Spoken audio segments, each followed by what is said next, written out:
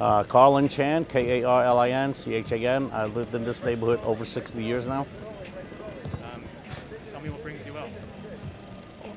I came out to support the youngsters. It's good to see the younger people getting involved in their community, with their ethnicity. Because in the past I've seen a lot of younger Chinese who may have moved out of the area, didn't really care about the area. Sad to say, but a lot of Asians and Chinese, they became more white. They kind of disengaged themselves with their Asian heritage. But it's good to see now. It's sad to see that it took this, all these attacks and xenophobia, harassment of Asians because of the pandemic to bring them out. But it's good to see. I am, so I'm just here to kind of, be a face in the crowd and support. Yeah, I've been an activist in this neighborhood many years. Actually, throughout New York City, wherever the issue or the case may arise. So, I have a fairly long history of this, and it's good. Like I said, it's good to see other people getting involved. What kind of topics were you?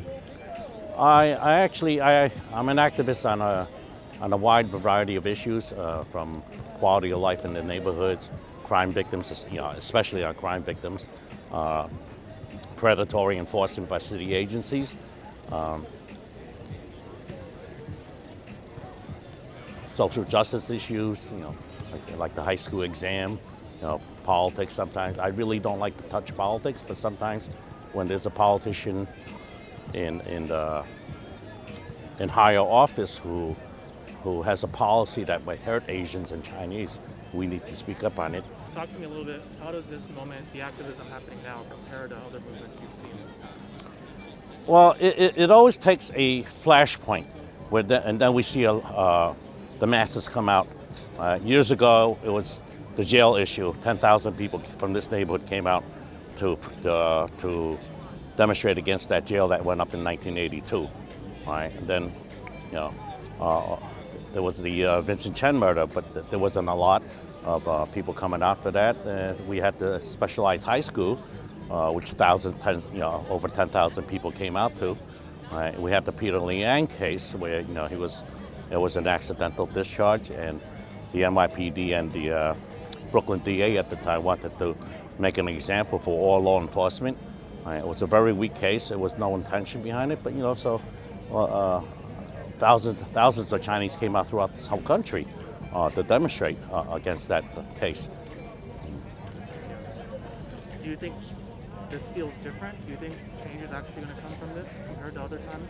It's a good start. It's a good start, and I hope we can build momentum on this to make changes to the New York Penal Code, where currently harassment is just harassment. There's not a lot law enforcement can do, but if they happen on the scene, they'll ask the person harassing the Asian to move on. If he refuses or he gets physical, then they have the right to arrest them, maybe. But harassment itself is, it's a very minor. It actually infringes on freedom of speech.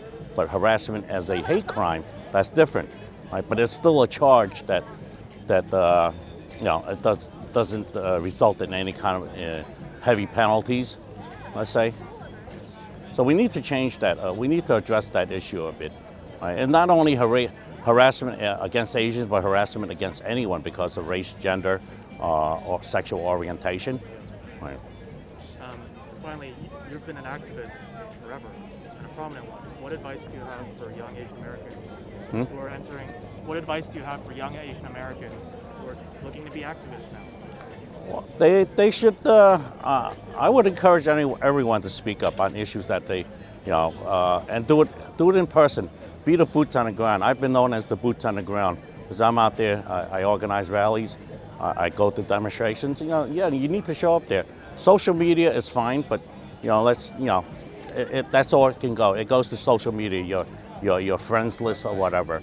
So you need to get out there. You need to show boots on the ground. You need to show a physical presence there. Right? Crying about an issue or mouthing off on an issue on social media doesn't help anyone.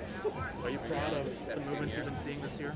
Yes, I am actually. I've been fairly busy the last couple of weeks because of because of this uptick in verbal harassment and random attacks against Asians. But we can't really say they are all bias incidents. Many of them, like muggings, robberies, they are crimes of opportunity. And sometimes the random attacks, they are not based, they're not really racist because we have a mental health issue crisis in this city and also in the country. People with mental health problems or substance abuse problems, they are not getting the treatment because of the COVID lockdown and the COVID protocols. Like the nonprofits are not open, the city agencies that used to treat these people are not open, so they're just left wandering in the streets. Right? So I blame that more. And then, of course, politicians refusing to condemn any kind of hatred, that they're actually empowering racists to act out.